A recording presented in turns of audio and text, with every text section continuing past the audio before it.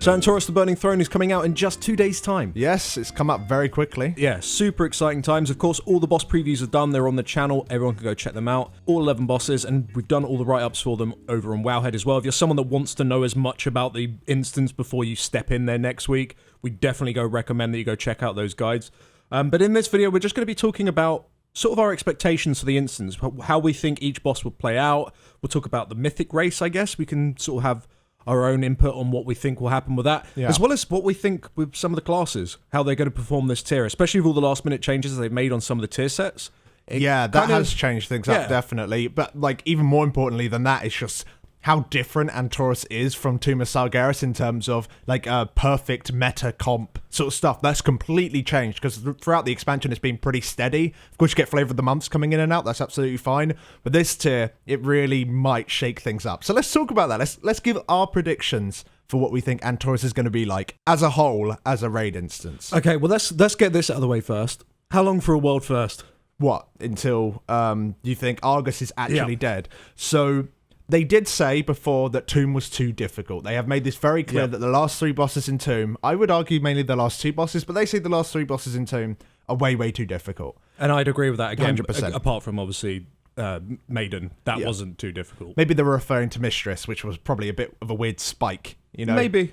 Either way, they did say it was too difficult, so I think that they'll probably bring it down to more of a Nighthold level. I think Nighthold was pretty good in terms of the average number of pulls people needed to get through. Of course, the bosses' scaling was a little bit funky, where, like, 2 of the hardest fights in there, you brought 2 healers. That wasn't particularly ideal for any raid tier, and then they kind of shifted that all over the place, moving the goalposts around, as we talked about at the time. So I hope that they go something more towards Nighthold, so you're looking for the top-end guilds. How long did it take them? Maybe like a week? 300 pulls. Yeah, so for 300 pulls for last boss, so it took them roughly around a week to do the entire instance, maybe 2 weeks. 2 weeks. So, yeah, that's not too bad. Let's hope that they don't do some major knee-jerk reaction to the whole, like, Tomb of Sargeras being too hard, and they kick it down to something like Emerald Nightmare. Yeah. Because we do not want an 18-hour tier, especially with all of these cool bosses coming out, right? We don't want, like, just to be done and dusted with it. It needs to be, you know, you need to be able to experience the bosses. Well, we don't want it to be a one-boss race. Exactly. But there is 11 bosses in this instance, so the chance that they're all easy and they'll all be, you know, killed within the first day, I think is extremely unlikely. Yeah. One thing that I do think is interesting and may play quite a big factor is Argus himself. Of course, there is going to be some sort of hidden special mythic phase. Yeah. We know very little information about that. Of course, certain spells have been data mined.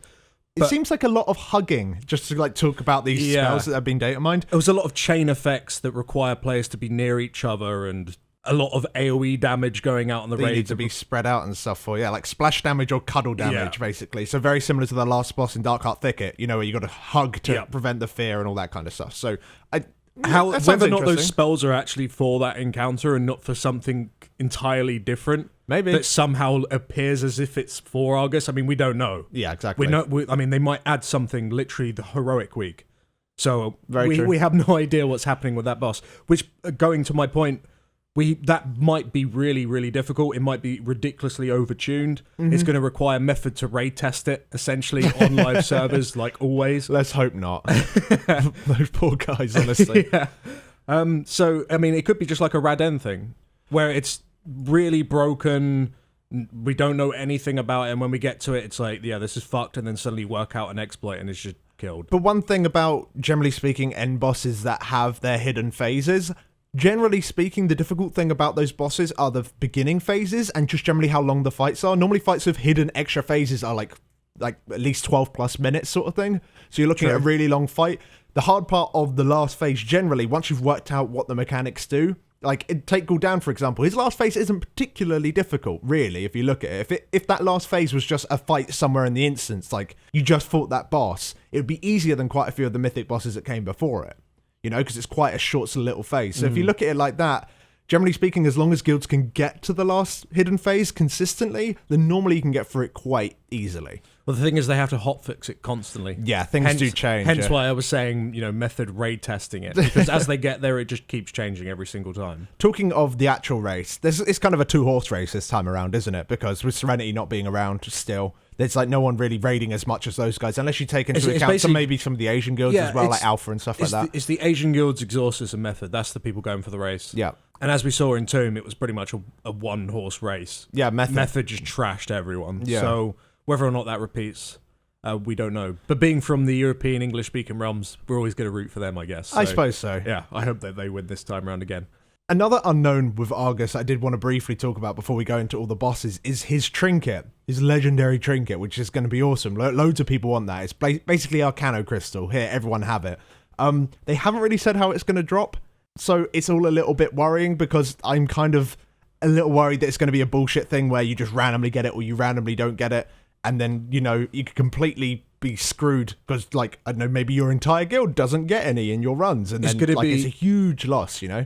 I mean, there's loads of different ways they could do it where you could sort of see it as maybe being fair. It was like 1 drops per run guaranteed or something like that. I have no idea how they would do it otherwise. Mm-hmm. But that just encourages people just to steal from other guilds. It's like, yeah, go join that guild for a week, get the fucking legendary, then come back. I'm just hoping it's a choice at the end. Or it just encourages even more splits. So yeah, I just hope it's a choice after you kill Argus. You maybe get a quest chain, or maybe because you know, like there's a trinket from each of the Pantheon members, like as the name of the trinket. Maybe at the end you literally go and talk to one of them, and they give you that trinket. That would be a cool little way of doing it. Yeah, you can just like choose your own maybe it's path. like an upgrade thing. Well, there is that upgrade thing as well. Yeah, where you are upgrading it every. It's kind of like the ring week with 5 item levels. The ring in Hellfire Citadel. Yeah, exactly. It works exactly like that. Yeah. And that works with all of the trinkets, not just the legendary one. All of the trinkets from Argus himself, not like the other weird ones in the instance. But you can only wear one at a time. Yeah, but maybe you upgrade to a certain point, and then suddenly you get the legendary one for upgrading that far. Oh, maybe. That was the thing that I had in mind. Maybe. I don't know. We'll have to Who find the out, fuck knows? It's all speculation.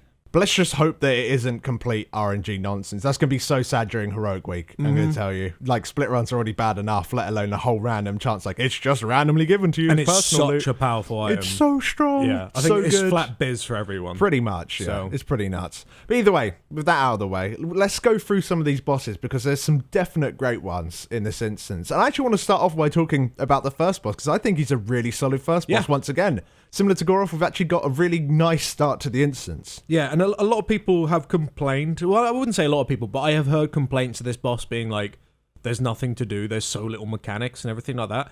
You don't need loads of mechanics to make a fight good. Yeah, especially an early one. It just needs good pacing. Mm-hmm. And the way that the fight, you know, you have a choice on what weapon you wish to destroy, so you have to deal with a different mechanic in the second phase. And then the last phase, even though there are no mechanics, arguably maybe it's a little bit boring in the last phase for non-healers. Yeah. Because all you need to do is just dodge lines. Yes. And that's it.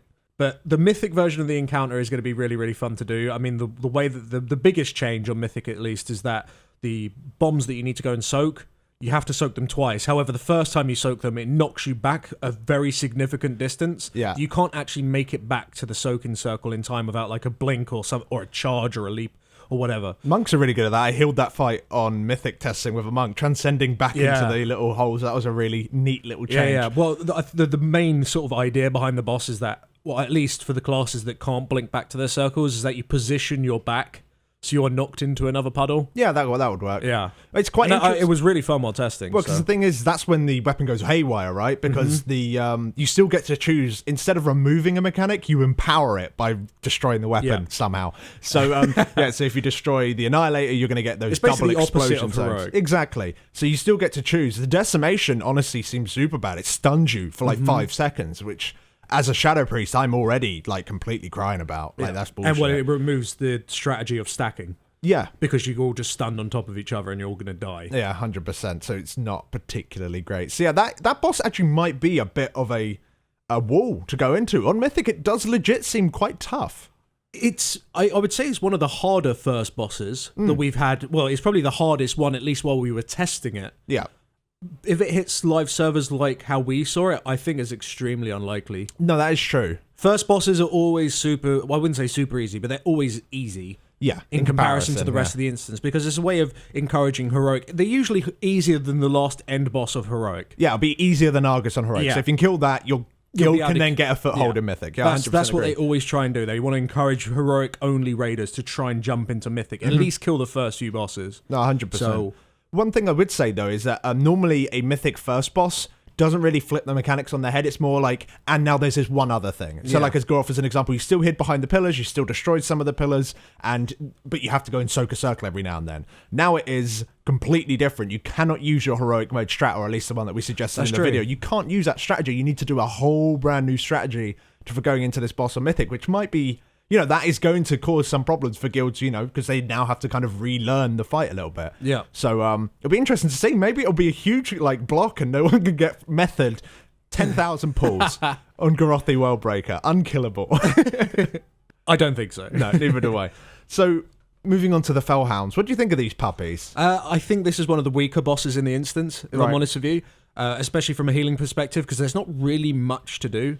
I was actually going through heroic mode footage again recently, just within the past few days, and I was looking at how, when the damage comes in at certain times, so I could sort out healing cooldowns in advance. And it's just, there's nothing to do as a healer. Right. There are points where you get both the corruptions, which is when they reach 100% energy, when that overlaps, because they do AoE damage at the same time then. But the AoE damage is just very little. So I'm hoping that maybe they'll tune that portion of the fight when they do reach maximum energy, that it actually does do significant ray damage. But while we were testing it, it was so boring. Yeah, there's literally a lot falling of asleep. downtime. There's huge downtime. I mean, this was our biggest feedback on the encounter, was that the downtime between abilities was way too large. I mean, it could be reduced by half. The bosses need to gain energy quicker. That was the biggest problem we had with the fight. Whether or not they do that, who knows?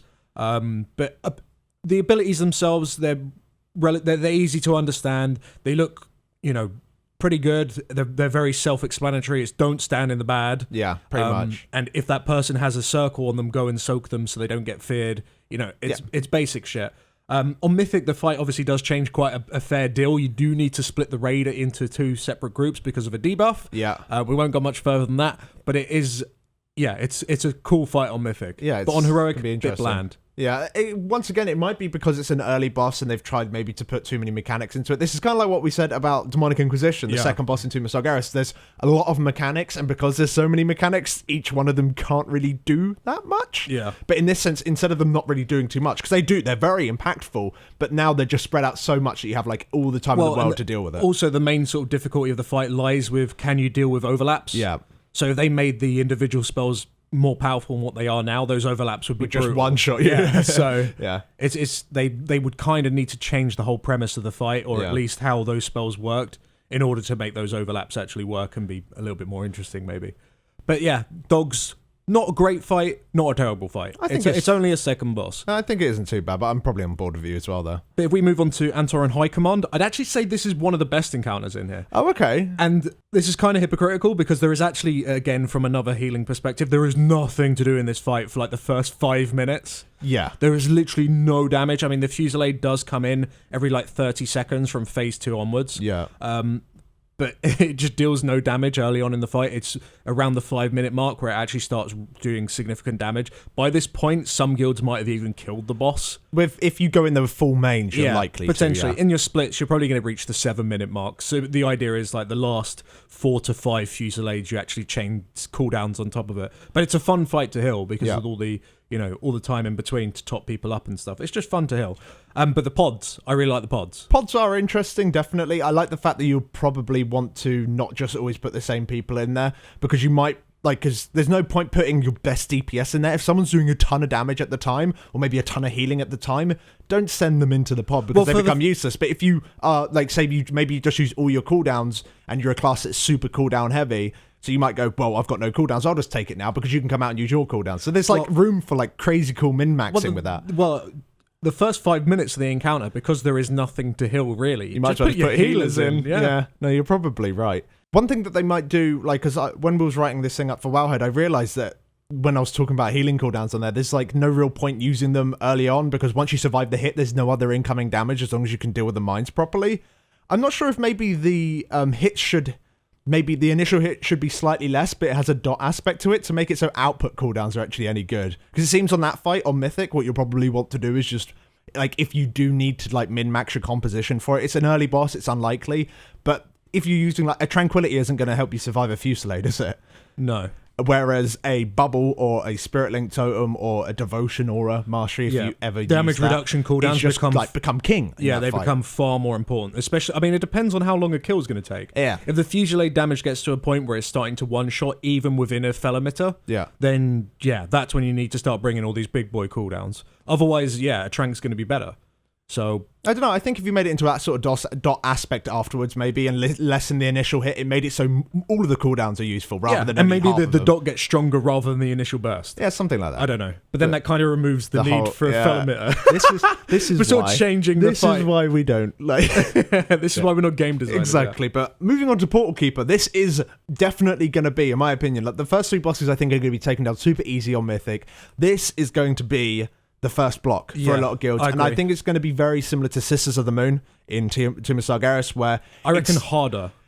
I have a feeling it'll be harder as well, but that's because Sisters of the Moon didn't really have any sort of output requirements. It was very much to do with, can you just deal with the mechanics properly? And Portal Keeper is a very mechanically complicated fight. It's got a lot of things going with it. On Mythic, you're dragging debuffs from one platform to another platform whilst you're dealing with all the mechanics the boss is doing herself. So it's like very complex. There's a lot going on. Yeah. But there's also a shit ton of damage needed and a lot of healing you need to deal with as well. Yeah, the damage while we were testing was incredibly high. Yeah. On Heroic, it was especially high. I felt that it was overtuned, and we actually said that in our feedback. As for Mythic, it's going to be an interesting one. It might even be one that you 5-heal. It really does depend, and I like the way that you have to sort of work out a balance of add damage in general and portal damage when the portals become active. And it's going to be interesting to see how guilds sort of adjust with that and what comps they actually do decide to go with, if it does so happen to be quite a tight boss, and if it is actually a very challenging Mythic boss. And I think they might make it that way. In a way, I kind of want them to do that. Yeah, I think the boss itself is engaging enough for it to be difficult. I really like it. So I'm a big fan of that fight as well. And also, it's one of the first fights in the instance where ad control becomes a big deal. Antoran High Command, you can't really do too much to the ads. You need to interrupt them and kill them. But this boss, you need to be controlling them. You need to be CCing them. And also, this is where movement speed increases become super useful. This is a theme that continues throughout the entire instance, in my opinion. Immunities, they don't work anymore. Like, it's like what they saw in Tomb of Sargeras, and everyone was super complaining, like, oh, we have to bring 5 rogues, and it's all about just immune cheesing everything. It's like Blizzard saw that and went, well, okay, immunities just reduce the damage you take now and nothing else. And the greatest example of that is Eonar. So on Eonar, when you have to traverse from one side of the bridge to the other, every single trap cannot be immune. You can immune the damage aspect of it, but the immunities do not do anything else. You will still be stunned, you will still be knocked back, or burst damage onto the raid. You will still burst damage on the raid, or you will still receive a debuff. There is no way immunities do anything on that encounter. And that makes the bridge so good. Because if you could immune it, you could immune it, then you just send one guy running down one stretch, and that's it. Everyone just follows behind him. But the fact that doesn't work just makes the bridge so good. It's gonna suck on progression. Well, you have to go across that bridge 4 fucking times. Yeah, because on Mythic you have to go across it 4 times. Yeah. On Heroic you only have to do it twice. But even still, if one person messes that up, potentially half your raid can be knocked off. Or stunned. And you can get stunned inside one of the balls coming down. If the ball hits the entire raid, that is really bad. So there are so many aspects of, I mean, that entire fight is basically personal play. Yes, it is. So but there's also quite a lot of very orchestrated group movement as well. So you've got kind of both of those aspects, which is cool. And also a big push towards group-wide movement speed increases. So once again, moving away from that immune utility, more towards utility, where you wanted to buff everyone else, or you want to be dealing with ads, which is definitely the case, actually, with Eonar. Oh, God, this fight is... I'm still on the fence. Part of me absolutely hates the premise of it. I really don't like these sort of small skirmish fights where it feels like nothing's really progressing. My issue with this fight is... it just sucks if you're not like an AoE DPS. It basically, the whole fight just feels like a target dummy that moves, but for AoE DPS. While the single target DPS just hit the big targets and fall asleep. The tanks do virtually nothing, and healers just need to spot heal debuffs before they explode. That is basically the fight. We almost just did an entire guide for the encounter in like 10 seconds. Pretty much. I mean, sure, the portals spawn in different places. You need to know exactly where they spawn and all that. Of course, I'm exaggerating. But that's just how the fight feels when you play it. It's It's just dull, man. You're like 2 minutes into it and you're like, okay, what's the next thing now? Okay, we've done the portals now. That's like quite cool, jumping about and doing all this, like sort of managing, splitting up the raid and stuff like that, especially on heroic. You don't need to do it so much on normal mode. But okay, we've done that now. What's next? And it's kind of like nothing is next. And I mean, on Mythic there is something. On Mythic, it looks well. I mean, while we were testing it, it was a little bit more crazy, and there's a couple more things going on, but it's still very much the same thing. But I don't know if this type of fight really works in WoW. I mean, we've done similar fights to this, of course, as we said in the boss preview. It's similar to Hyjal in the fact that you just kill ads that are coming towards you, or in this case, they're going towards Eonar in the middle of the room. But you can compare this fight in a lot of ways to like Spoils of Pandaria. What, in Siege? In Siege of Aggramar, yeah. Where you open up the boxes and you're killing the ads. There isn't actually a boss. True. I actually quite enjoyed that fight as well. I didn't think that's that fight the was thing. too bad. I actually kind of like that one. So why don't I like this one? Yeah. Because it's the same shit. It's killing ads. I guess with Spoils, you could open as many as you wanted. Maybe that's why it was fun. I don't know. Yeah, it's really hard to explain why I don't like this fight. It's just something deep rooted in me that I'm just really put off by it. I want to be so wrong about it though. I want this fight to be the best one. Yeah, maybe it was just shit while we were testing it. Maybe when it comes to live, it's going to be amazing. Yeah, and the thing is as well, it's nice when Blizzard do try new things. Totally. And if we can encourage them to do more things, then we definitely should. Yeah. Because the more fresh the raids are, the better they'll become. You know, the more interesting things and new mechanics and all the other shit that they can put in it that just makes it fresh. Yeah. Is always nice. But this time, at least initially, it feels like they missed the mark. Yeah. We'll have to see with this one, 100%. But do you think this fight's going to be difficult on Mythic? Like, in terms of people progressing it, do you think it's going to be one of the ruffle stomps where people, like, spend 10 pulls on it? Or do you think it's going to be, we're here for 150? If they make it difficult, I'd like them to make it difficult for the right reasons. I'd rather them make it so you need to have some form of complex position requirements, right, where people need to be in the right place at certain times, and you need to try and work that out, rather than it being, there's only one portal, it spawns every 30 seconds in this place, then that place, then this place, then that place, and the ads just have fucking way too much health. So you're thinking more it'll be like Operator Thogar, where you're progressing it train by train. Yeah. But this one, it's portal by portal, and it's more to do with who are we putting where to deal with what, and why are we doing that, and how can we make it work. If they make it I think difficult, that would actually be all right to progress, If honestly. they make it difficult in that sense, it would be much better than this mob has a shit ton of health or does a shit ton of damage. Yeah. Because I don't think that that's what this fight is about. No, it's all this about whole control, gimmick is isn't all it? about control, and them just having way too much health would be silly. Yeah, 100%. One interesting thing about this fight, right, going back into very early PTR with Antorus, is that at one point it had Touch of Sargeras-style soaking circles to do. And we think that they removed that mechanic, and we're not sure if it was split damage or you just had to go and stand in them solo. Regardless, but soak patches. Yeah, so we're not sure if we removed this because of TOS backlash with the whole soaking thing. We honestly think that they might have done that. I think they have, yeah. Yeah, because, so many people are like, oh, Tomb of Sokaris. So yeah, it wouldn't surprise me if they've just completely removed it for that reason. Well, what's funny is that the first boss in this instance actually has soak mechanics. Yeah. It's like, if you haven't had enough, well, here's more. Yeah, that is but true. then you don't actually see them reappear in the instance until we get to King Garothi. Yeah, and that's the next boss to talk about. Look at that. Yeah. That was a smooth transition. That was planned. That boss is interesting, definitely. I think that it does keep you... As I said in the video, there's enough going on all the time, although it's a very simple premise. I just like the fact that you can get behind on orbs and still get through it. It's one of the mechanics that I think we should, like as you said, maybe encourage, where instead of if you don't deal with it properly, you just instantly wipe. This time is if you don't deal with it properly, you're going to have to use a lot of resources to try and get back, or you're going to have to play really well to try and get back. Because if you have 6 orbs rotating around the boss, you can avoid them. It's just going to be really fucking difficult. Well, also with King Garothi, the thing that I really like about the encounter is that it's set up in such a way, because of the orb mechanic, that your off-tank has something a little bit more interesting to doing than just taunting. Yeah, that's true. Because I feel like, especially with this instance, some of the bosses are being very much just taunt. Mm-hmm. And that is something that, of course, has always existed for tanks. I mean, it's always been a thing, but it's something that I felt they were trying to shy away from a little bit. They were trying to make you taunt for different reasons rather than just a debuff. Yeah. But I feel like they're going back to debuffs again, which they have done with this boss, but at least while the tank has the stacks and isn't tanking the boss and the other tank's getting the stacks, he can go do orbs. He has something to do when he's not actually tanking the boss. And it's something that you actually need to put a lot of thought into. When am I going to soak an orb?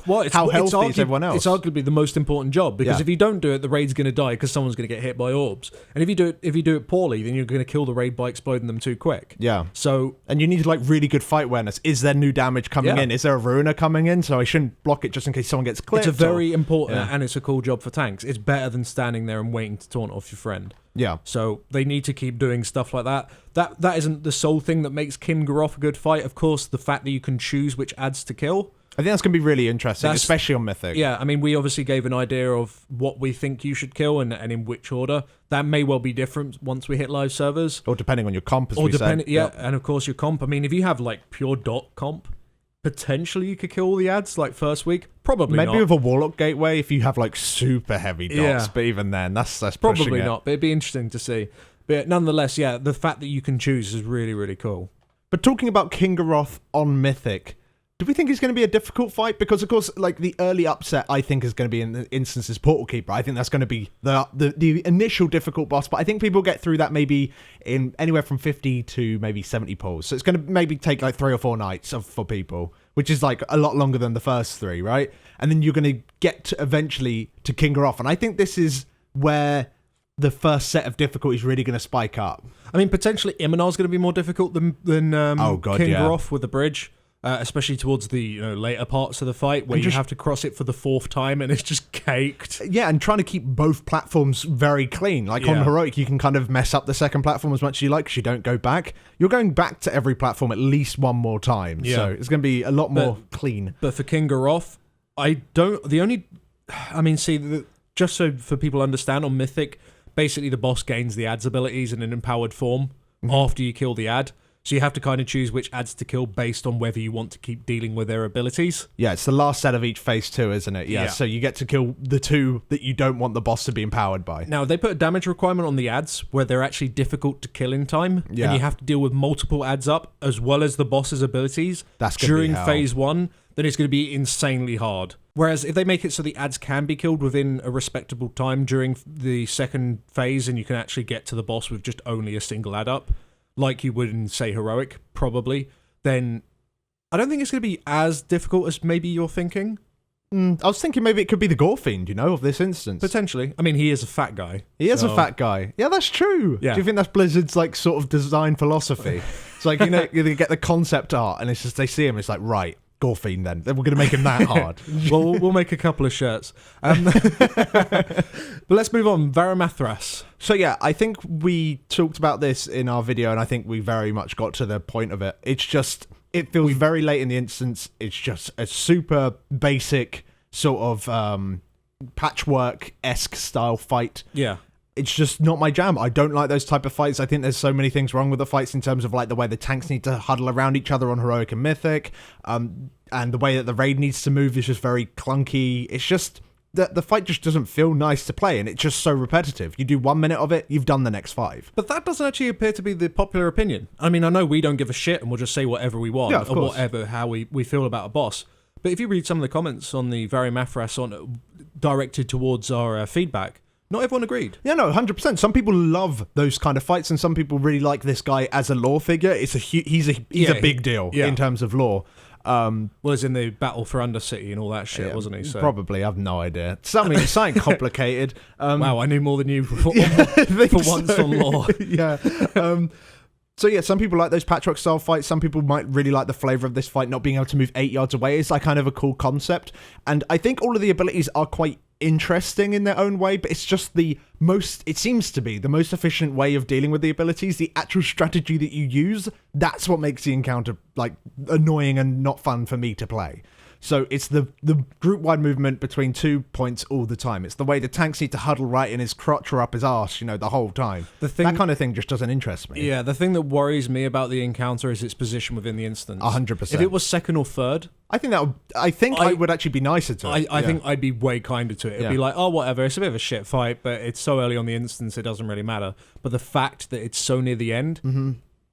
Typically, Blizzard want to design their instances so they become harder. Yeah, and the only way that fight becomes hard, including on Mythic, is just by putting a damage requirement on it. Mm-hmm. And damage requirements, at least for me, are just not fun. Yeah. They're really not. Wiping to a boss at 0.1% over and over again until you get a pull where everyone procs trinkets to the right times with their 3 minutes up, or they just get lucky with crits and all that shit. It's just annoying. Mm-hmm. It really is just annoying. I don't want it to be that close.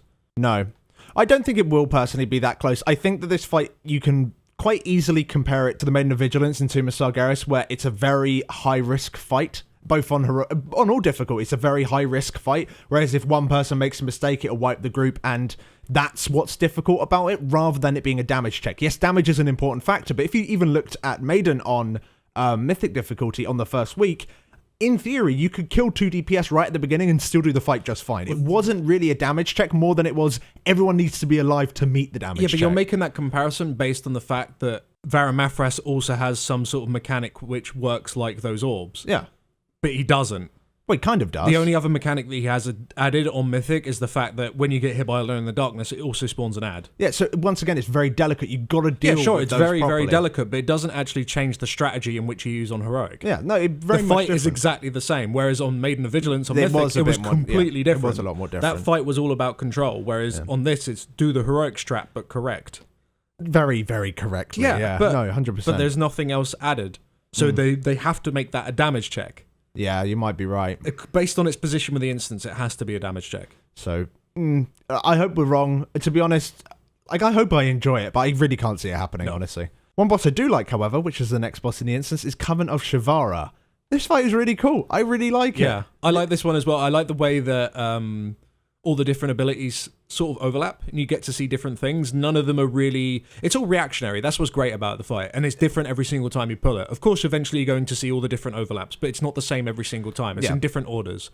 That's what's really, really fun about the encounter. It's not the same all the time. One worry is actually on Mythic. Do you think it's going to be in a random order? Are they going to Paragon of the Calaxy this stuff up from Siege of Aggramar where it's on a random order for like the first like few days or maybe a week or something, and they go, oh shit, some orders are absolutely undoable.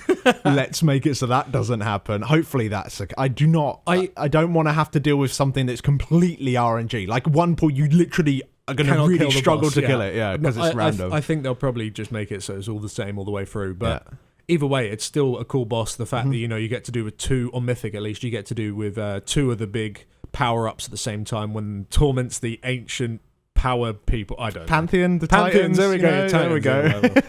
I don't know if I can know.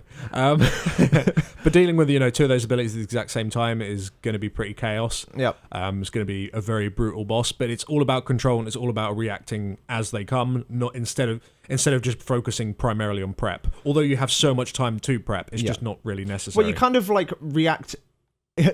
react in a way that you now need to prepare. You've now got the information. You've now got to react and prepare within 30 seconds before the ability comes in, or 80 seconds as it was, I think, on Heroic and normal mode. So you do have a really long time. And the old men mechanic is fantastic. It's so fun. It's like the perfect balance of joy and terror as you're trying to survive in the corner of the room. So yeah, the only problem I can really see with this fight is that from when we've tested it, and I know that when we tested it on harder difficulties, some parts of it weren't doing damage when it should have done damage, but it felt incredibly easy. And it's so late in the instance. That's my one little worry. Because I really like this boss, I want it to be a boss that I'm going to find challenging. I don't want it to be a boss that you kill Varimathras and then you get the freebie Coven. I don't want that to happen. My theory is because the encounter has so many bosses and they all have so many mechanics and there are so many different things that can happen when the Pantheons are empowered. There's like 4 different things you need to deal with. I think while we were testing, it was deliberately undertuned. Yeah, so people can actually see it. So everything can be seen and they can actually test everything.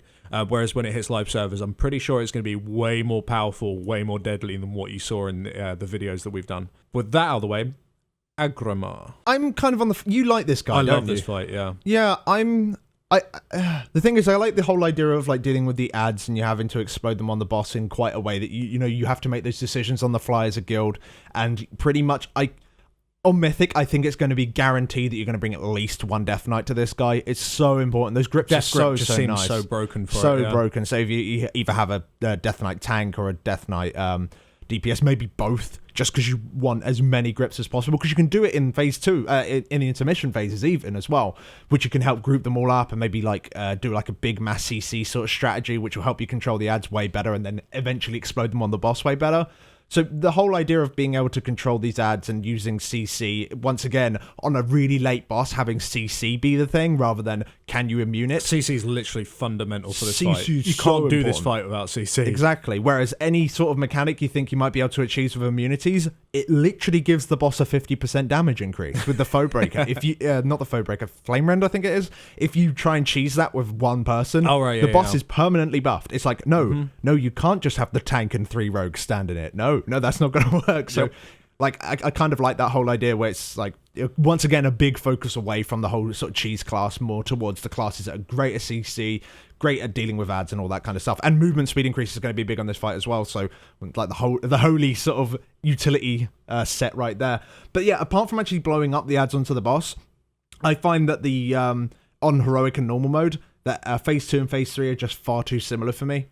I think the fact that you have to deal with the ads from the previous intermission on heroic difficulty and above is the phase. Yeah. Phase 2 has got nothing to do with the boss's abilities, really. It's just dealing with those ads.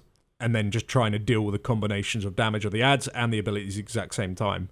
Which, as we said in the video, towards the end of the feedback, which some people may have missed if you don't typically like to listen to our feedback at the end of our boss previews, they did change the tooltip on the ads, so instead of them just doing a massive burst of damage, it's now a small burst of damage and a dot. Yeah.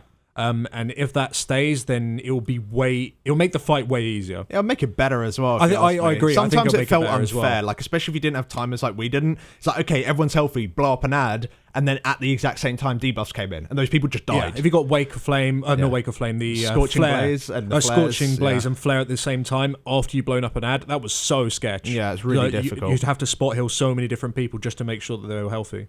So yeah, that was kind of shit, but by putting the dot on the ad after it explodes definitely fixes that. One thing I would say about the fight, though, that makes me really get excited, especially for Mythic, is the sequence.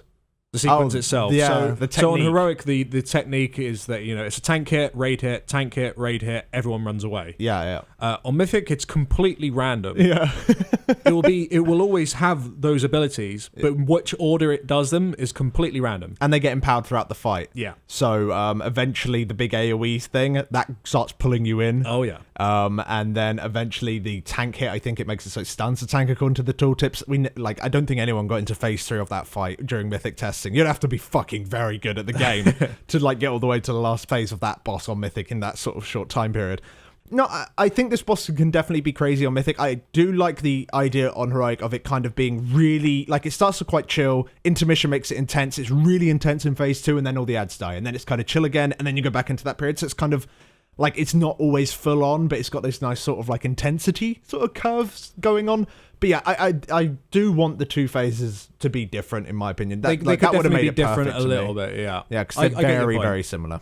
And then, of course, we finally have Argus, which we already spoke about a little bit today, with Mythic having its own individual phase. But, of course, no Mythic testing has been done, at least not publicly, with that boss. Or probably privately. You're looking at KJ. Oh, shots fired. So we can't really comment on that. But as for Heroic, I like this boss. I do as well. I really, really like this boss. I think Blizzard typically always make decent end bosses. We haven't seen a bad end boss apart from Xavius, really. Yeah. And even before then, I can't actually think of one that I've just flat out disliked. And that's a really good thing, considering these bosses usually take multiple hundreds of pulls to kill it. And if it is a shit boss, you just don't want to do it. So yeah, I'm glad that they made this a decent fight. One thing that we did, again, pull out in the feedback in the actual video we made for the encounter was the phase 2 is kind of a bit dull because it's just get debuffs, move to edges, dodge blades. Yeah, exactly. And that's it. And it lasts quite a long time. And it's a long old phase, yeah. Whereas phase 1, of course, you've got this room slowly filling up. And if you can easily mess up. If you have that debuff and the slam comes in at the same time and you don't recognize that the slam's about to come in, you are so dead. Because you're not only going to get hit by the slam, but you're going to be caught right in the middle of a massive patch of death fog. Exactly. And you're just dead. So, I mean, that's probably the most difficult part of that phase, is keeping track of death fog and your debuff timing out at the same time. And potentially, maybe even the damage requirement. I mean, the fact that the orbs give you the buff increases during phase 1. They are there for a reason, and that reason would only be so you can get into the next transition quicker. While we were testing it, it didn't feel necessary at all to pick them up, No. but they may well tune it so you do have to pick them up and keep the buff up. With generally with bosses, especially end bosses that they only ever test once publicly on heroic, it wouldn't surprise me if they maybe lightened the amount of health the boss had, or generally tried to make that phase maybe a little bit kinder, so you didn't have to use the orbs like perfectly, because I think that orb like maybe for mythic you'll need to use them perfectly. Yeah, maybe if they exist for that. I mean, they might. Well, they're in the tooltips, but maybe they might just remove it. We still don't know. Yeah, but for heroic, they really didn't feel needed. That orb, by the way, on normal mode, like we don't normally talk about normal mode, but normal mode, those orbs last a minute. Like it's in the buff they give you. The buff does, yeah. So if you refresh it just as you go into phase 2, you might be able to zerg phase 2 so fast. It's going to be really interesting to see. I'm actually kind of looking forward to doing that boss on normal mode split. Just to see. Fun. Yeah, just to see how crazy you can get that buff. Like no one do any damage throughout the whole of the phase. Get like 20 stacks. You could get the tanks to keep you could get the raid to keep stacking the death fog as well. What, and use like cooldowns to try and keep on top of each just other. keep like stacking barriers and stuff, and just get the stack to like 1 billion. Nice. And then just like one hit the boss. Sounds good. But with Argus, I think it's a really decent fight. I think the end phase is like really, really interesting. I love that whole death as a resource style. Well, before we get there, let's talk about the transition as well, phase 3. I think phase 3 is really good. Yeah, no, there's a lot to do. And if you mess up on any of it, like, I don't think any individual mechanic will kill you, but if you mess up on 2 of them any given time, it will kill you. Cosmic Beacon's kind of dangerous. Well, Cosmic Beacon, yeah, of course, that needs to be interrupted. But regardless, I like that phase. I think it's fun. The fact that you need to identify which ad has the damage increase on it, of that particular school of magic, so you can go over there and start slashing it up if you're a fire mage, or dealing damage to the frost one as a frost mage. There is one that gets holy increase, so you can get your... Yeah, I didn't get that. Who does holy damage? Disc. Well, Disc does, I suppose. Disc. Rep Paladins? Holy Paladins. Yep. Holy Priests. It's just not a lot, you know. On Mythic, you're going to see your Holy Paladins in DPS spec. Yeah.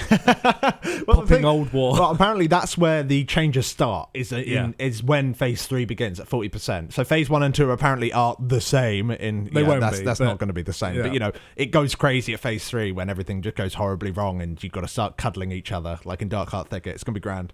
So, yeah, going into phase 4, though, really cool. I don't think we've had a mechanic where you're running around like dead like that before. It's extremely intense as well. The last phase, any encounter, especially longer ones that have a really intense last phase, are always great.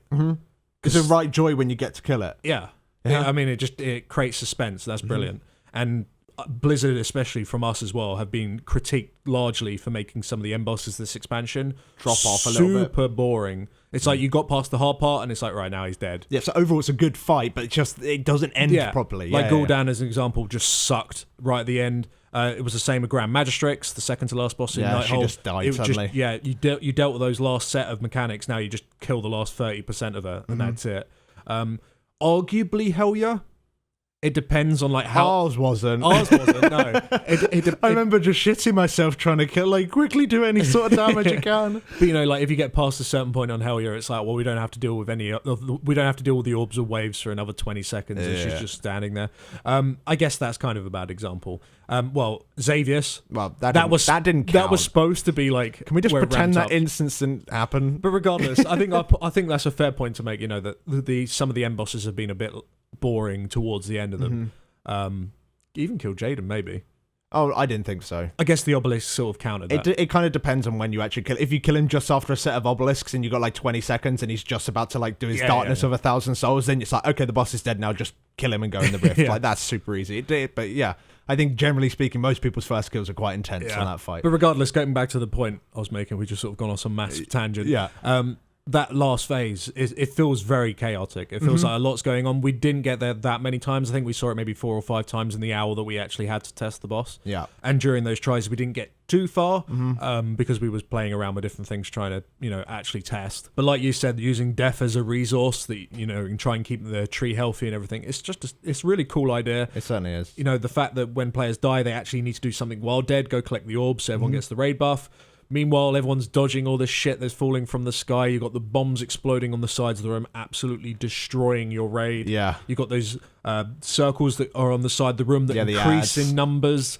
that you need to kill off before they cover the entire room. Everything ramps There's up. just so much going on, and it's really, really good. Talking about class about the face, if that whole like death mechanic stays, I can see Rep Paladins being suddenly that sort of little pocket meta pick that suddenly like you don't really use like Rep Paladins that often at the moment, especially with immunities not becoming that useful. In the meta of Mythic raiding, it doesn't seem... Rets just weren't used in Tomb. Yeah, exactly. So. But maybe they'll make a... Like, if that whole death thing is going to be a thing in Mythic, like, if you have that constant buff up the entire time when people die within range, that could be really good. Yeah, and on long fights, you can't say nothing about wisdom.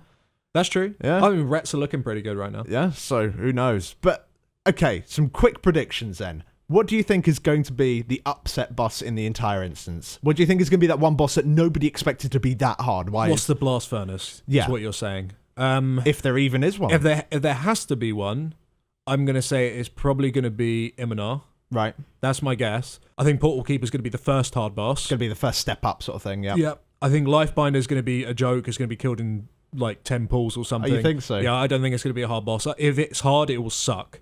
No one will enjoy it if it's hard. If it's killed in like a few pulls, then it'll be like, oh, that was kind of neat.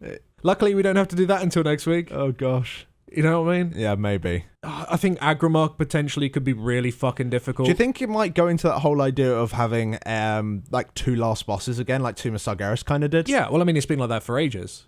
It has actually, Magistrix, I mean... TOV doesn't really count because it was a 3-boss instance. But Gorm was still kind of hard. Yeah. Scenarius was like that. Yeah. Grand Magistrix was like that. Yeah. Manaroth was like that. Fallen Avatar. Yeah, there has been like that actually recently. So maybe they're going to follow that line of maybe if they're going to try and keep it to more Nighthold, like sort of difficulty levels, it'll be like 150 pulls and then 300 pulls for like the sort of first people that get there. Maybe not the first of the first people that get there, but you know, maybe the top like 20 to 50 guilds that kill it. Maybe it'll be those sort of pull counts. So yeah, it's going to be interesting to see. I'm just super hyped to see that utility is changing. Yeah, so I really like that the whole new focus. Yeah, they're still classes. So immunities, although of course immunities are still very, very strong and very, very powerful. Well, it's just I don't die. Yeah, it's just that they're not going to work on the things that they would used to work on, the things that you would be really useful on. The instance has been deliberately designed. I mean, Eonar, we've already spoke about, is the best example of it. The fact that you can't immune any of the traps. Yeah. So running through them with an immunity does nothing. You can still use that person as sort of like a barrier and they can constantly keep running past and you can just spam dispel them, but it's not the same. Yeah. Yeah, I mean, anyone can do that. You just put a damage reduction on someone and they do the same job, essentially. Yeah. So that's really cool. The fact that they're designing it like that, and it means that other classes are going to become a little bit more important. Well, like feral druids are going to be nice because of their if you haven't movement got like a tank, increase is going to be king on the movement some speed fights. increase, and of course feral's damage. Like it's kind of hard to say this person is going to, or this class is going to be best because Blizzard just suddenly go, oh, you do 10% less damage. Heroic week is hilarious. Yeah, heroic week. You gear everyone in your raid, and then you get to the end of the week, and then they change everything. And then you're like, oh shit, we now need an enhancement shaman. We're sorting that out for next week. Who has the highest in their enhancement weapon? Oh, you do 56. Okay. Get it 75 by tomorrow? Question mark. So it's kind of hard to say exactly what classes are going to be like the king of meters, but in terms of like utility and stuff that we've been talking about, I think feral druids might start being seen more frequently in like sort of meta comps. Death Knights are going to be super useful in this tier, as we said, just because of death grips, and generally there's so many bosses with ads and stuff. So having that sort of ad cleave and stuff, which generally Death Knights are really good at that kind of cleave. Yeah, I think Boomkin's going to be king here as well. Boomkin is going to be amazing in this tier. I think that's going to be, like, the Boomkins have been good for the last few tiers as it is anyway. They're normally quite good. But I can definitely see Boomkin being They're going to be particularly good strong. on Aggramar. They're going to be particularly good on Portal Keeper. Yep. They're going to be good on Argus if that phase 3 sort of remains the same as what it is on Heroic. Coven as well. Coven, they're going to be good because you can just keep all the ads within Starfall. It's like... Hey, Shadow Priest is sort of getting into this area as well, where they're going to be good. I don't think it's going to be a class where you'd want to stack necessarily. What, Shadow? Yeah, I don't think you're necessarily going to want 3 of them. No, I don't Whereas think so. If you had 3 Boomkins in your raid team right now... You wouldn't be sad. It wouldn't be really a bad thing, especially for your healers. 3 innovates, yes please. Yeah, but I just hope that rogues don't get left behind. I'm calling it now. Although we've been talking about, immunes who they're all fucking shit now.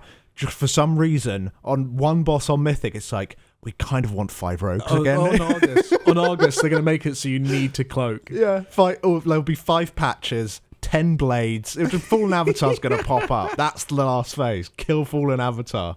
Pre-nerf. God's sake. Oh, God. It's going to be absolutely insane. What about healers? Is the healers, like, because I don't really follow healers at all. Like, as a layman, would you say that, like, the healing meta sort of thing has changed with, like, the Holy Trinity sort of thing? Well, looking at, Holy Paladin is still going to be there because there is still tank damage. That still exists. That's still a thing. So you're always going to have your Holy Paladin.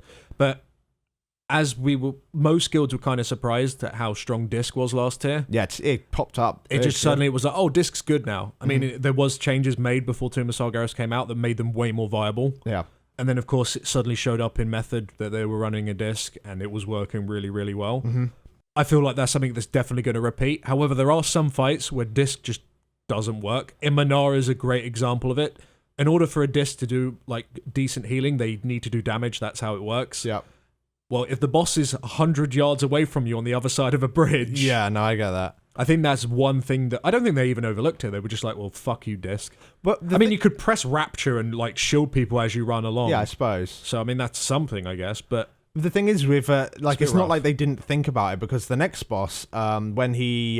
King Garothi, when he goes into his phase 2 and he becomes like immune to damage, he actually only takes 99% less damage. So Discs can still fully use him as a damage source, and it will still do full healing as well. Full healing, So they obviously thought about Disc, because that's pretty much the same thing. Yeah. Like on Aggramar, he takes no damage whatsoever, but you can attack the adds. What about other classes? Are we going to see like Mistweaver, do you think? Because like... Well, Mistweaver, like the 4 set looked better. Right. It looked like, when it initially came out, it looked terrible, but they did buff it like by 200% or something. I think it makes them more viable. Right. But I still think you're going to have your standard healing setup. It's still going to be the Holy Paladin, it's going to be the Resto Shaman, it's going to be your Disc, and it's going to be your Druid. You think? I think that's going to be like the meta comp. But the other healers, I think Monk's becoming more viable. Right. You could probably still progress the tier with a Monk and it would be fine. It's just I don't think it's as flexible as a Druid. This is Mythic, by the way, before anyone gets up in arms. Oh, yeah. This is like... we've said this before in the past. You could do Heroic with 6 Resto Shamans if you wanted to. Yeah, easy. It would be fine. Wait, and if you're progressing Mythic like 4 or 5 months down the line, or even 3 months down the line, then you could pretty much bring any composition as well. Because normally the bosses have been like brought down. Well, they've been brought down, but you've also had like 3 months of Heroic gear farming. Exactly, yeah. You got a lot more gear at that point. So yeah, it's going to be interesting to see exactly what healing comps people go for, but I think that's going to be your typical comp. I think most guilds are going to go for that. And then as for tanks... Again, I think it's going to be very similar to what we've already seen. Well, movement speed increases once again.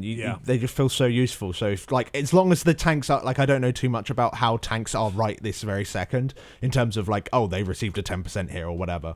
But I'm assuming that druids still have their like very good movement speed increase, as well as good ways of controlling adds. Yeah, like you can do so much, and you can do a really nice amount of damage as well. One thing I would all the say, tanks though, can do good damage. One thing I would say though is that there is a slight increasing magic damage in this instance in comparison to previous ones for tanks to deal with. Oh, right. So that does bring up other classes as well, such as your DK, such as your Prop Paladin, and also because there is so many adds, Prop Paladin kind of thrives when there's loads of adds to kill because Avenger Shield is broken as shit. Well, and talking about Death Knights as well, once again, Mass Grip is going to be life-saving on some fights. Yep. Portal Keeper is going to be great. Aggramar is going to be great. Eonar could be really, really strong if like a bunch of adds have gone through and you can quickly get them back all on top of one another. So, yeah, maybe Blood Death Knights will be there super strong as well. I mean, you can still bring Monk into the picture as well. Brewmaster, they deal with magic damage kind of well as well. So, it's going to be interesting to see. What's great about this is that we're speculating about all of them. Yeah. So, they're all kind of level. Maybe apart from Demon Hunter. We don't talk about Demon Hunter.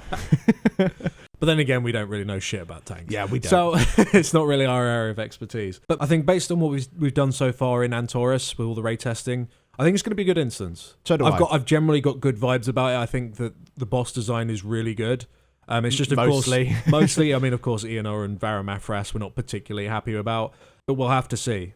And I'm really excited for the Mythic Week and the Heroic Week. I'm excited for next week, even though we've got to make 11 videos. Yeah, well, I'm kind of excited for Tuesday of the Heroic Week, just because, not only hopefully we'd have all of our videos done by then, so we can take a little bit of a breather just for like a day or so before jumping into Mythic raiding, but we get to see all the US guilds do Mythic raiding. I don't know, there's something about it, just seeing them like bum rush through day raiding, streaming it on Twitch. I really like that. So yeah, it was good last time. A lot of other guilds are doing it this time. It's going to be fun. Well, thanks for watching this week's episode, guys. If you enjoyed it, drop down a like. It helps us out very, very much. And before we do go, as always, I'd like to give a huge thank you to all of our peeps over on Patreon.